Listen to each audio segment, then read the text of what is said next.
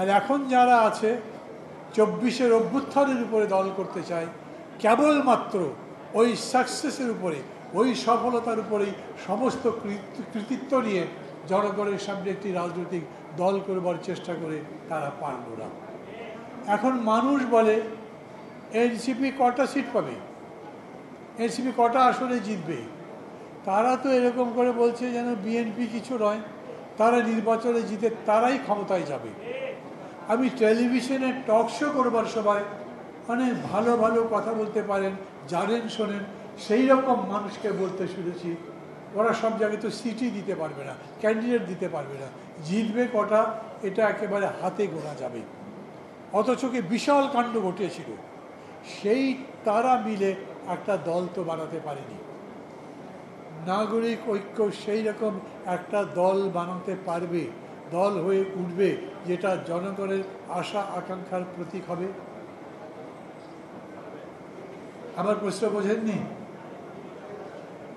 আমার প্রশ্ন বোঝেননি? নাগরিক ঐক্য সেই রকম একটা দল হতে পারবে যারা জনগণের আশা আকাঙ্ক্ষার প্রতীক হতে পারবে।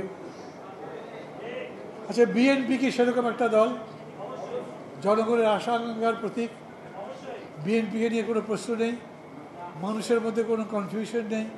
মানুষ বিএনপির ব্যাপারে সমালোচনা করে, 3বার 4বার না বলেছেন কে? নিশ্চয়ই বিএনপি করে। কনফিডেন্ট বিএনপি সব ঠিক করছে, বিএনপি সব ভালো করছে, এরকম একটা ব্যাপার হয়। দল যত বড় হয় তত তার নিয়ন্ত্রণের রশি দুর্বল হয়ে যায়। মানুষ যত দূরে চলে যায় তত তার সঙ্গে আত্মিক যোগাযোগ কমে যায়। এমনকি এখন ইন্টারনেটের এত বিস্তার হবার পরেও তার সাথে সেরকম করে যোগাযোগ করা যায় না।